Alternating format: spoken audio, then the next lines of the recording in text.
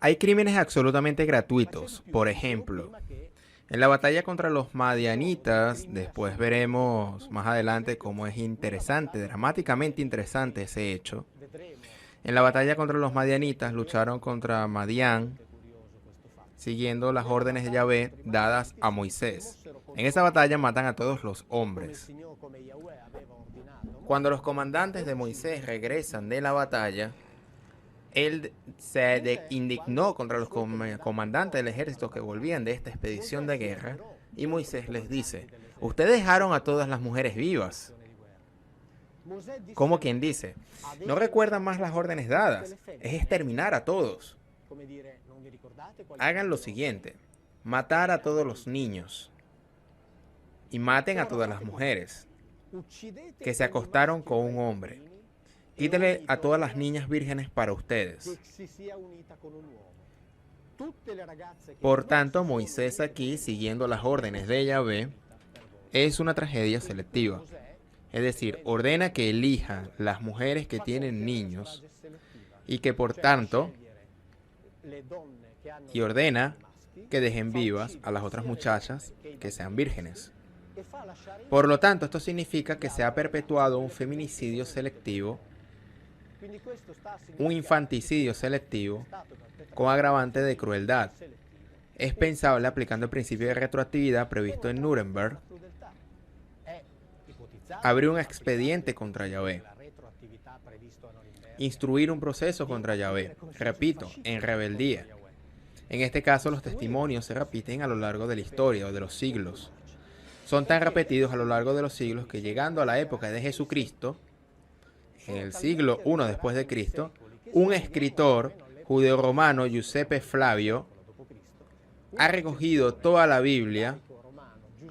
Él es el personaje que cayó en las gracias y fue aceptado de modo especial por el emperador romano Vespasiano. Tuvo por parte de Vespasiano una vida rica, muy confortable, una renta vitalicia muy alta, exenta de cualquier tasa. Pero relevante es que él pertenecía a una de las más importantes familias sacerdotales del Templo de Jerusalén. Giuseppe Flavio escribió varios libros, entre ellos Antigüedades Judías. Este libro fue escrito con la intención de dar credibilidad no solo a él mismo, sino a su pueblo, de a la cultura hebrea, a la historia del pueblo hebreo, junto al pueblo romano.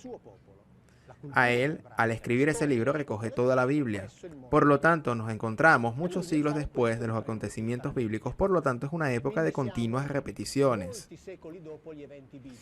de testimonios escritos en relación con lo que estoy hablando. Es decir, los crímenes contra la humanidad. Aquí se narra el exterminio de los amalecitas, y sobre eso citaré sucesivamente. De la misma forma como cité sobre los madianitas algunas cosas. Yahvé da órdenes a Saúl, el rey de Israel, para exterminar a los amalecitas. Te dice: te mando vengarse de los amalecitas con las armas, y cuando los vayas a vencer no dejes ninguno de ellos vivos. Es decir, aquí el orden es: después de la victoria, extermine a todos. Por lo tanto, no existe la necesidad de matar durante la batalla. Es decir, no termina ahí. Pero cuando haya vencido, extermínalos a todos. Es decir, después que los haya encarcelado, los matas a todos. Ignoren cualquier edad, empezando por las mujeres y los niños. Esta es la orden de Yahvé, contada por Giuseppe Flavio, familia sacerdotal de Jerusalén, por dar credibilidad a su pueblo junto a los romanos. El objetivo es cancelar el nombre de Amalek de la cara de la tierra. Es decir, genocidio, exterminio. Giuseppe Flavio cuenta más y dice que Saúl ha cumplido la tragedia de mujeres y niños, y no consideró que cumplió un acto bárbaro y repugnante de la naturaleza humana, porque tenía el mando de Yahvé, a quien era peligroso desobedecer. Aquí también debo decir que el llamamiento al proceso de Nuremberg es inevitable. ¿Qué decía la jerarquía? Lo hicimos porque éramos militares. Teníamos que ejecutar las órdenes. Exactamente, así como el holocausto está escrito en la Biblia. Pero aquí sucede algo extraño. Saúl, y que con el exterminio, Sin embargo, el rey de los amalecitas fue ahorrado. ¿Y por qué fue ahorrado? Dice Giuseppe Flavio. Él, Saúl, aprisionó al rey enemigo Agag, que debido a su admirable belleza y extraordinaria estatura, fue juzgado digno de ser ahorrado, es decir, guardado. Es decir, Saúl ahorra al rey de los amalecitas porque era hermoso. ¿Y qué pasa? Sucede que Yahvé se enfurece. Se enfurece con Saúl. Obviamente Dios no era capaz de entender de prever que Saúl había ahorrado a ese rey, por lo tanto se enfurece. Pero no se enfurece porque mujeres y niños fueron asesinados. Pero se enfurece porque Agag, el rey de los amalecitas, fue ahorrado por ser hermoso. ¿Y qué hace? Él, Yahvé, habla con el profeta Samuel y le dice que se arrepiente de haber elegido a Saúl como rey. Se arrepiente. Dios se da cuenta que se equivocó. Es un Dios extraño ese, ¿no es verdad? Yo me equivoqué, dice. Saúl, por su parte, se arrepiente porque entiende que está pagando caro ese gesto. Pide perdón por el perdón no le es concedido. Y escucha lo que le dice Samuel, que habla en nombre de Yahvé. Yahvé se regocija con las personas buenas y justas, aquellas que cumplen su voluntad y ejecutan sus órdenes. Esto es, de acuerdo con este principio, las personas buenas y justas son aquellas que bajo las órdenes de Yahvé exterminan a las mujeres y a los niños. Este es el concepto de bueno y justo. Es un testimonio del siglo I después de Cristo. Por lo tanto, estos testimonios se repiten a lo largo de los tiempos. Se definen buenos y justos porque ejecuta órdenes de exterminio, es decir, de genocidio. Por lo demás, el extraño es que Yahvé se enfurece con Saúl porque ahorró a una persona simplemente porque era hermosa. Sin embargo, Yahvé olvida que él mismo lo hacía así. Si leemos el capítulo 21 de Levítico, donde Yahvé dice cuáles son los sacerdotes que pueden entrar a su casa para desempeñar las funciones, quien debía desempeñar en el interior de su vivienda, porque de eso se trataba. Yahvé le dice a Moisés, habla con Aarón, que era jefe de los sacerdotes para simplificar, y le diga, en el futuro, nadie de tu descendencia que tenga algún defecto podrá acercarse para traer a su Elohim ofertas de alimentos. Ningún hombre que tenga algún defecto podrá hacer la oferta, ni un ciego ni un lisiado, nadie que tenga el rostro defectuoso o el cuerpo deformado, nadie que tenga el pie o la mano defectuosos, nadie que sea jorobado o enano, nadie que tenga ningún defecto en la vista o que esté con heridas purulentas o que tenga testículos defectuosos. Ningún descendiente de Aarón que tenga cualquier defecto podrá acercarse. Podrá ofrecer alimento o para ofrecer alimento a Yahvé. ¿Tiene defecto? No se acerque para ofrecer alimentos a su Elohim. Por lo tanto, él no quería los defectuosos o físicos, o los defectos físicos. No permitía a esas personas entrar a su casa. Sin embargo, se enfurece con Saúl porque ahorra a un hombre que era estéticamente hermoso. Por lo tanto, estos son los elementos de prueba y se basan en ellos. Obviamente, estos son poquitos, muy pocos, pero no podemos sin duda instruir un proceso aquí. Por lo tanto, basado en estos elementos, yo pido a los juristas, si es posible, abrir un dossier contra ese individuo que se llama Yahvé. Tomando en consideración, como escriben esos juristas, que en relación del proceso de Nuremberg tiene otro paralelismo muy interesante, se dice que hubo un cierto momento en ese estudio jurídico y también histórico, que el clima cultural que se formó en Alemania era tal que además de los militares que seguían las órdenes, en el caso de que se trate de una cultura antisemita fuertemente solidificada, y miles de alemanes, personas comunes que no habían recibido ninguna orden, eligieron coger un fusil y ayudar a resolver el problema hebreo, entre comillas. Ahora bien, aquí es interesante porque en la Biblia, digamos, ese ambiente cultural se formó exactamente de la misma forma.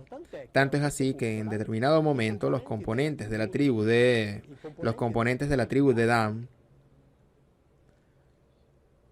Durante sus ataques militares, narra el capítulo 18 del libro de Josué, llegando a Lesem, una ciudad, encontraron a un pueblo pacífico que se sentía seguro. Es decir, vivían en paz. Tenían la certeza de poder vivir tranquilamente. Pasaron al pueblo a fila de la espada y pusieron fuego en la ciudad. Los quemaron. Por lo tanto, exactamente como dicen estos juristas, hablar de ese ambiente cultural generalizado en la época del nazismo, aquí también se habla. Se sentía la voluntad, ya que las órdenes de Yahvé eran aquellas para atacar a un pueblo pacífico que se sentía seguro y exterminarlo.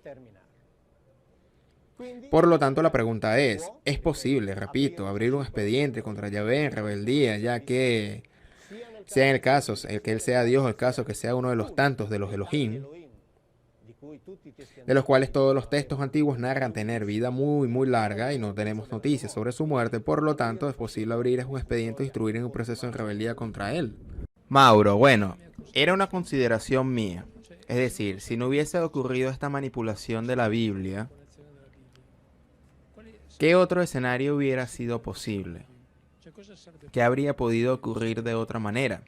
En realidad, es decir, los sacerdotes de alguna manera garantizaron un orden, por lo menos moral, que de otro modo quizás no existiría. Después obviamente hubo degeneración de todo esto. Pero también en la cultura hindú están los kshatriyas, los brahmanes. Estas categorías han existido siempre, no solamente con respecto a la Biblia u otros libros sagrados.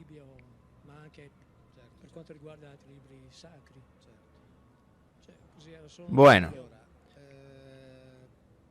en mi opinión hay que distinguir entre la religión como portadora de la verdad y la religión como instrumento que realiza una función social específica. Porque más allá de todo el mal que produjeron las religiones y todavía producen, obviamente las religiones no son casuales y han desarrollado una función social específica, en mi opinión planificada, en mi opinión cuidadosamente programada por, digamos así, individuos que sabían bien lo que hacían. Tanto es así que el gran discurso del desarrollo de las religiones apareció extrañamente, diría que casi al mismo tiempo, en todas las grandes civilizaciones del planeta Tierra. Y estamos alrededor del siglo V a.C.,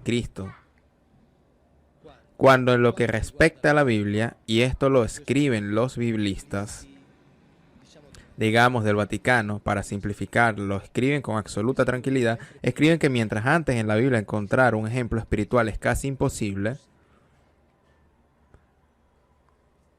desde aquel momento en adelante se empezó una lectura diferente. Al mismo tiempo en India tiene su propio gran desarrollo budismo, hinduismo, jainismo.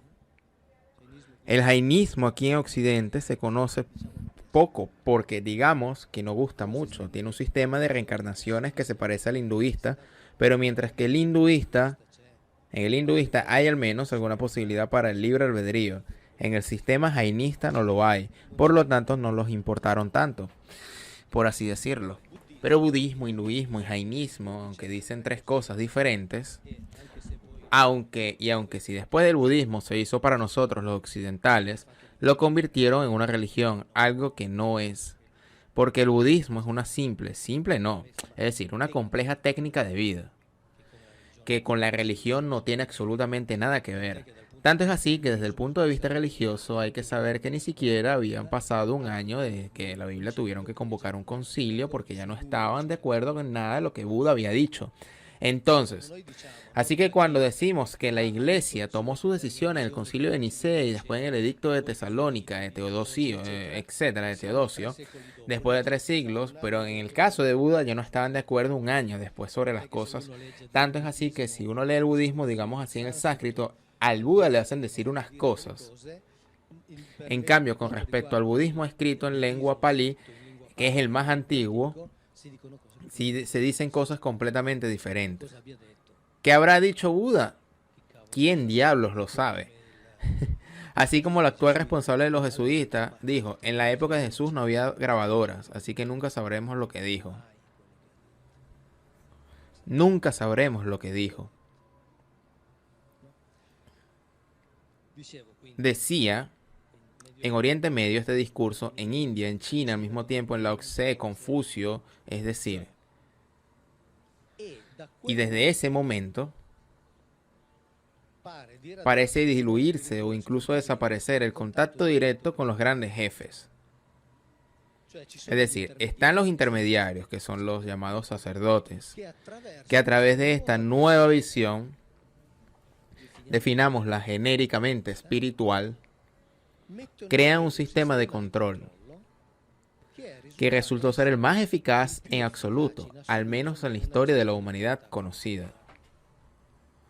Porque al menos es desde el 500 a.C. que funciona, no para la iglesia comenzó 500 años después, pero son por lo menos 2500 años que funciona y funciona a lo grande. Funciona muy bien porque tiene el rebaño bien dividido en los pastos. Los rebaños son bien entrenados y educados bien. Los rebaños están convencidos de lo que hacen más o menos, pero igualmente lo hacen. Y todo se tiene bajo control. Si no hubiese existido, digamos que obviamente, o podía continuar el sistema anterior, que era el sistema permaneciendo en el ámbito bíblico, el sistema de Yahvé, haz lo que te digo o te mato, stop. No hay alternativa ahí. Sí, bueno, no nos matan directamente, pero en fin. Sí, entendí, pero me refiero. Las religiones no tienen bajo control, nos tienen bajo control, porque han sido tan inteligentes los que la han elaborado, que para entender era necesario dar al hombre la respuesta a la madre de todas las angustias, al miedo de la muerte. Con la cual la religión te da una respuesta al miedo a la muerte porque el hombre quiere escuchar que no morirá. Yo no sé si después hay o no hay vida después de la muerte, no me preocupo, eso no me interesa. El hecho es que las religiones dan esa respuesta.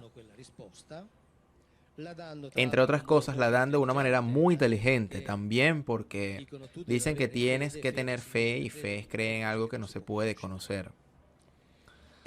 Y debo decir que la fe es muy reconfortante porque quien tiene fe se explica muchas cosas, obviamente. Se explica el dolor, el sufrimiento, todo el mal que hay en el mundo porque después va a un rescate posterior. ¿Dónde está la astucia? Está en el hecho de que si todo no es verdad, nunca nadie se dará cuenta.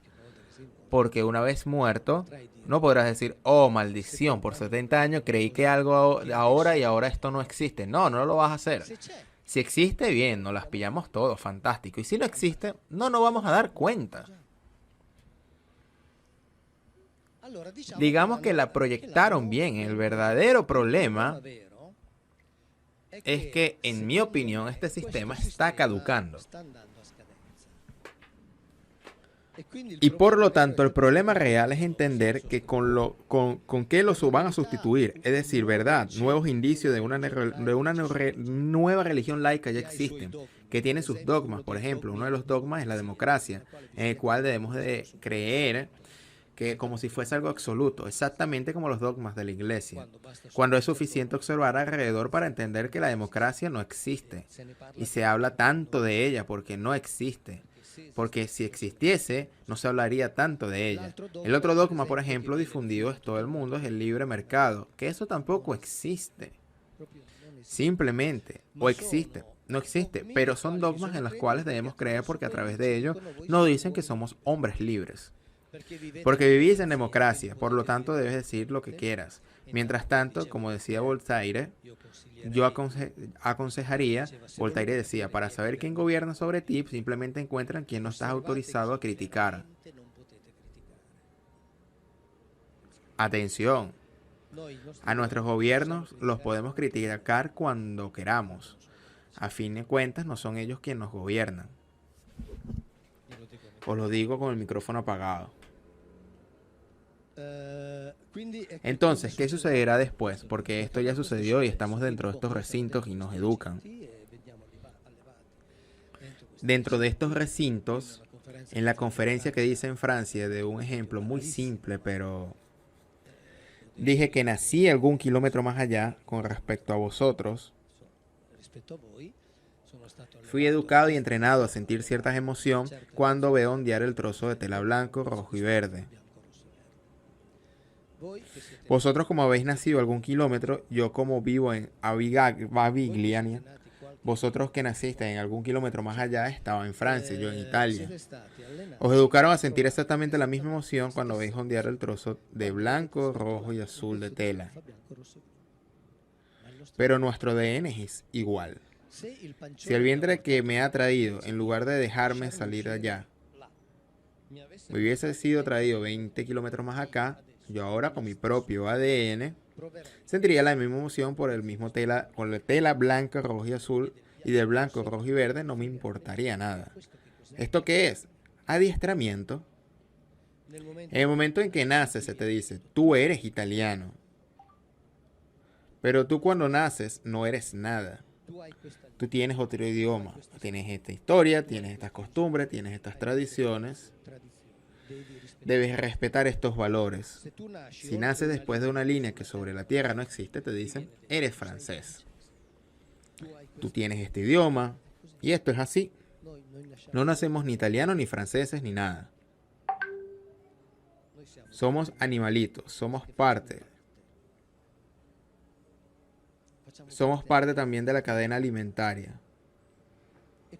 Y alguien más o menos inconsciente nos hace creer que estamos en la cima de la cadena alimentaria. Estamos dentro de la cadena alimentaria como alimento.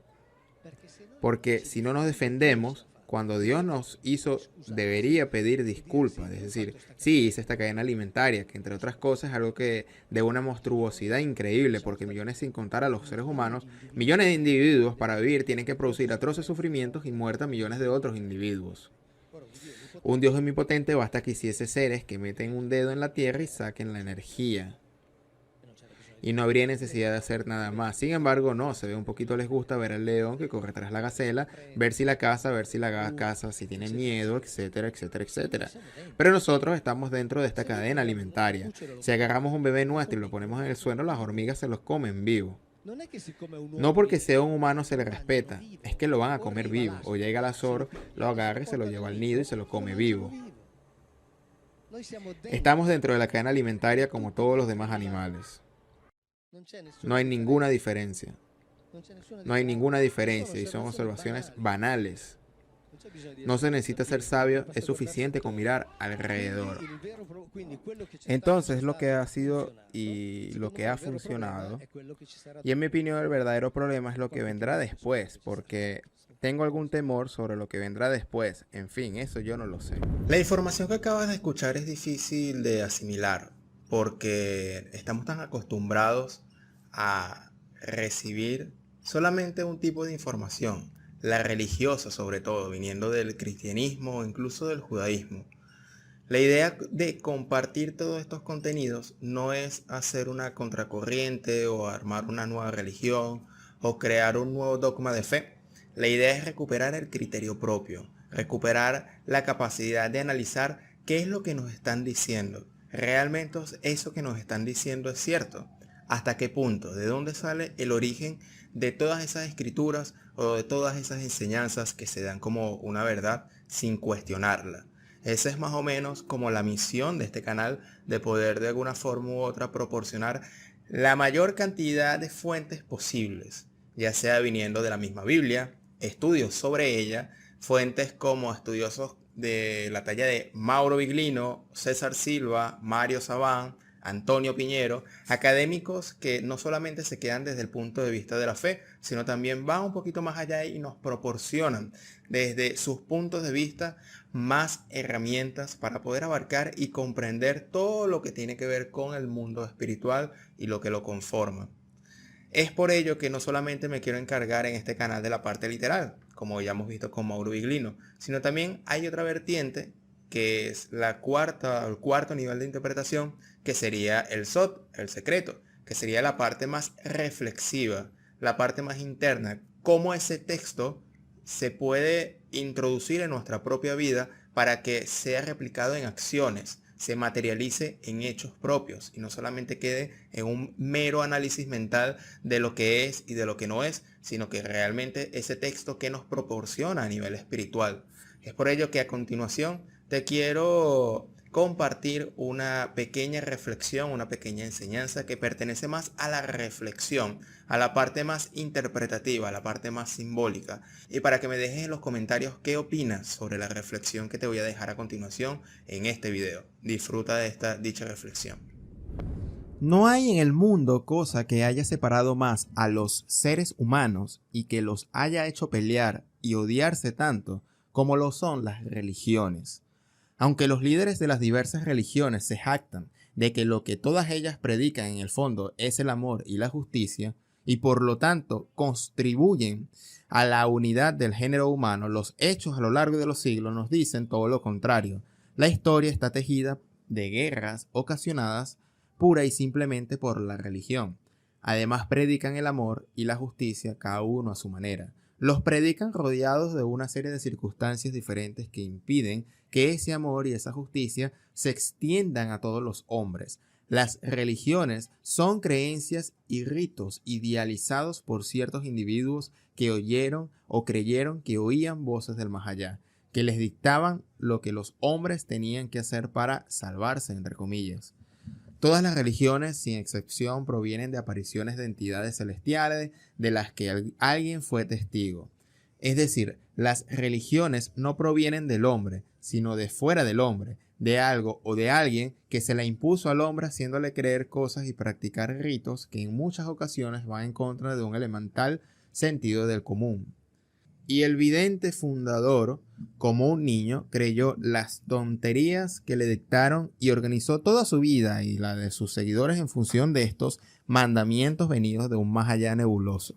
Las religiones juntan a grupos de hombres al hacerles creer las mismas cosas y al propio tiempo las separan de otros que creen en dogmas diferentes. Y como cada uno de los fieles de una religión cree poseer toda la verdad, y ser el fiel seguidor de la voluntad de Dios, mira a los otros que no creen igual como a sospechosos y enemigos de Dios. Y en otros tiempos se sentía como el derecho y a la obligación de perseguirlos y hasta matarlos, porque Dios, el sentido que Él tiene en su cabeza, es el dueño de toda vida. Las religiones engendran un odio santo al pecado y como consecuencia a los pecadores que lo cometen. En tiempos pasados, los reinos e imperios eran con frecuencia teocráticos. El rey era al mismo tiempo sacerdote o estaba investido de algún poder sagrado. Dios lo bendecía especialmente y él se sentía como su representante, lo cual lo facultaba para hacer lo que le diese la gana. Hoy día, si bien esta situación sigue dándose en los países menos desarrollados, en Occidente ya pasó a la historia y los jefes religiosos son una casta aparte de los líderes civiles.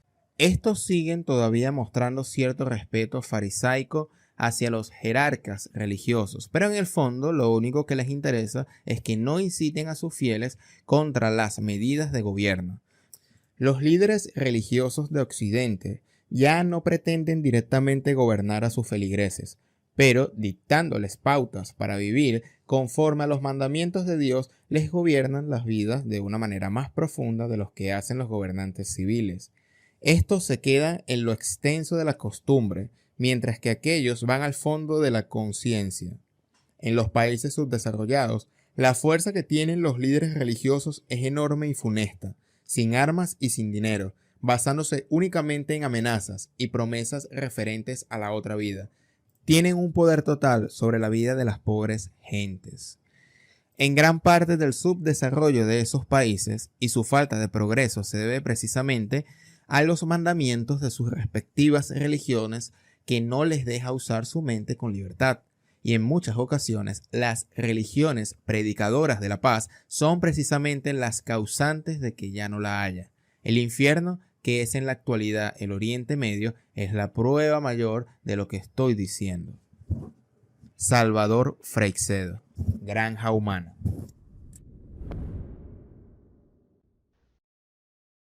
Sí, la parte espiritual o anímica, llamémosla así, que tenemos ahora estaba ya antes de la modificación genética que nos hicieron? ¿O no tenía? Es decir, yo no logro hacer esta conexión, no consigo darme una explicación para entender que mi ignorancia es abismal. Eso no es verdad. Sí, créame, fíjese. Fíjese. Ellos intervinieron sobre la parte física. Es decir, a ellos les interesaba tener una población de trabajadores, de individuos capaces de entender y ejecutar órdenes. Después, obviamente, como éramos sus, entre comillas, criaturas, después nos adiestraron, nos educaron y también evolucionamos culturalmente por nuestra cuenta. Pero lo que aparece en los textos antiguos, atención, lo que aparece en los textos antiguos es la intervención física, y es una intervención física,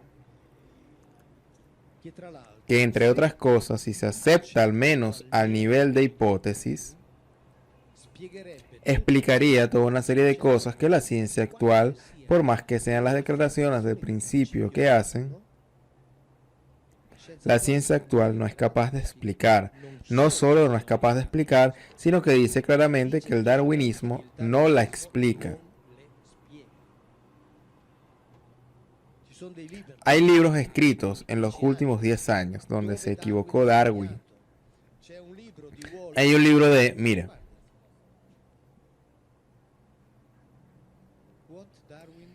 ¿en qué se equivocó Darwin? Dos académicos, cuando se dice que los académicos están todos no son creacionistas, dicen Darwin no funciona. Con el hombre, sobre todo con el sapiens, no funciona. Pero no son solo ellos. Nosotros conocemos a Darwin. ¿Por qué? Porque Darwin fue conveniente, que estaba en un momento en el que era necesario producir un vuelco en las ideologías. Darwin permaneció fiel a su idea y por lo tanto Darwin siguió adelante. Con lo cual todos nosotros hemos, no olvidado, sino que todos hemos estado sin saber lo que hizo él, que con él elaboró el darwinismo. Sin saber lo que él hizo Wallace. Porque Darwin no es solamente de Darwin, es de dos, también está Wallace. Solo que Wallace, 10 años después, escribía: querido Darwin, con el Sapiens nuestra teoría no tiene nada que hacer. Eso no funciona, no funciona. Tanto es así que salió un libro de la editorial Volati Berenghieri del lobo muchero de Darwin, el hombre que lanzó en el pánico a Darwin, y Darwin le decía: pero ¿cómo? Estás poniendo en duda todo. Y él dice: yo estoy realizando un trabajo científico y eso no funciona. No hay nada que hacer. Y esta es la verdadera ciencia, es decir, no funciona. Y él lo explica aquí cuando dice que es imposible que el hombre no tenga pelos. Sin intervenciones de inteligencias superiores, lo escribe aquí. Este libro es fantástico, pero no es el único. Lo escribe, reporta Wallace, y dice: es imposible, porque el pelo es un carácter dominante. Todos los habitantes del norte de Europa deberían ser, si funcionase la evolución natural, todos osos. Solamente la intervención de inteligencias superiores explica el hecho de que no tenemos pelos. Solamente la intervención de inteligencias superiores explica el hecho de que los indígenas que viven en la selva amazónica tengan un cerebro como el nuestro y a ellos no les sirve para nada. Porque es un cerebro que está programado para operaciones mucho más complejas, infinitamente más complejas de las que ellos hacen. Pero la naturaleza nunca habría hecho algo semejante, no produce algo dependiendo del hecho que dentro de 1000 años o en otra parte esta cosa funcionara. O funciona de inmediato o la quitamos. Dice: estos tienen un cerebro como el nuestro, programado como el nuestro, y después ellos no lo usan porque no lo necesitan como el nuestro. Y él pone toda una serie de ejemplos y dice: no funciona, no hay nada que hacer. Entonces cuando escucho decir: ah, no, pero la tendencia científica, no es verdad. No es verdad. Con Pietro Buffa escribió un libro, Resi Humani, donde explica una tercera hipótesis, que no es después de todo original, porque digamos que hace ya 40 años había un profesor universitario estadounidense que en su libro, El animal divino, que escribió que había intervenido alguien, que aquí había intervenido alguien, lo escribió, dijo que el hombre así como es no se puede explicar. Y no es casualidad que este libro, Res Humani, nos lo pidiera la Universidad de Harvard Medical School, donde dijeron que el libro debería leerlo estudiantes e investigadores. Por ejemplo, ¿cuántos saben que esto lo tengo aquí? Nos leímos el pensamiento, porque me estáis haciendo las preguntas sobre, no tengo una maleta, tengo un maletín, ¿eh? Y sin embargo, todos sabemos que nunca nos hemos encontrado, ¿no? Nos hemos portado bien. Sí, entiendo, pero así no solo os portáis bien, sino que tenéis una suerte descarada. Has husmeado en tu maletín. Ah, vale. En ese libro hemos hablado de neotenía, que es una característica que realmente nos identifica, que es el hecho de que de adultos mantenemos, desde el punto de vista fisioanatómico, básicamente las mismas características que tenemos de niños. Tanto es así que si tomáis la fotografía de un chimpancé de 1 año y la foto del mismo chimpancé, 12 años, 14 años después, dices que no solo no es él, sino que son dos animales diferentes. Realmente dos animales diferentes. Mirad la cara del chimpancé, es igual a la nuestra, aplastada, frente alta, nariz aplastada, ojos. Parece un pequeño humano y después crece el mentón. Nariz aplastada, desarrollo craneal, es decir, cambia completamente. Sin embargo, nosotros no. Esto es China. Noticia de estos meses. Hace algunos meses empezaron un laboratorio chino a transferir en el cerebro de 8 macacos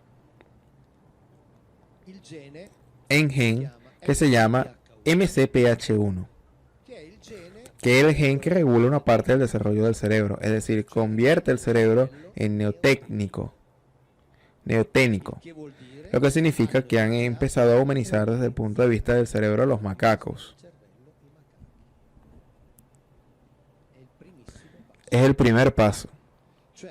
Es decir, su cerebro se está desarrollando con la misma velocidad lenta del cerebro humano. 8 macacos los están neotenizando. La verdad es que nos están mecaquinizando. No, pero nosotros somos macacos de hace mucho tiempo. Pero hubo una verdadera y propia regresión por la que estudié, ahora no sé explicarlo. Entre otras curiosidades, disculpe, le digo solo esto, es una curiosidad. ¿Sabéis cómo introducen este gen? Usan el retrovirus del VIH, que funciona como una camioneta. Con el retrovirus del VIH puede dirigirse muy bien, puesto que lo inventamos ellos en un laboratorio, para usarlo justamente en estas cosas. Después ha escapado. Ellos cargan en la camioneta el gen y la camioneta lo lleva al lugar correcto. Eso es todo. No es una invención, está escrito aquí. No es conspiración, está escrito aquí. Entonces, sabemos una millonésima parte de las cosas que suceden alrededor. Sabemos lo que los demás dicen que debemos saber. Es por esto que debemos cultivar la curiosidad. Nunca conformamos. Ah, tú me explicaste esto. Si me convences, está bien. Si no me convences, tengo el derecho de preguntar. Estamos haciendo las mismas cosas. Sí, estamos repitiendo las mismas cosas. Sí, cuando se dice que el hombre quiere ser como Dios, es verdad. Si por Dios nos referimos a los Elohim. La esencia de este libro la construyen las conclusiones a que el autor ha llegado después de analizar estos y muchos otros hechos en los cuales no aparece el ovni por ningún lado. Y sin embargo proceden de las mismas grandes causas de las que proceden estos ovnis, el fenómeno religioso y muchos otros hechos paranormales que se dan en este mundo. Privar al fenómeno ovni de su contenido psíquico, parafísico y hasta trascendente es no tener idea de lo que es el fenómeno. Lo mismo que creer que los milagros de todas las religiones son puramente divinos sin tener nada que ver con los fenómenos que estudia la parapsicología. Y es ser simplemente un pobre fanático. Y negarse a admitir que en este mundo hay muchos hechos extraños que contradicen la teoría científica más seria es ser un miope cerebral aquejado de ciencifitis. El sentimiento me inclina a creer que es verdad, pero no se puede negar que es fascinante la idea de que desde las lejanías del universo vengan unos seres casi como nosotros a visitarnos y a levantarnos la moral, aunque solo sea indirectamente, viendo hasta dónde podemos llegar a nuestra evolución. La razón, sin embargo, no acaba de dar ese asentamiento total, a pesar de que hay aspectos en todo el fenómeno que me dicen que se trata de algo real y que no es un montaje humano. Sería demasiado largo ponerme ahora a detallar cuáles son estos aspectos, pero mi larga búsqueda en el terreno de lo paranormal me ha preparado para admitir cosas que de otra manera no hubiese admitido. Si creo en la existencia de otras entidades mucho más sutiles e irreales, estoy lógicamente obligado a admitir la existencia de unos seres que son casi como nosotros, aunque vengan desde un astro muy lejano.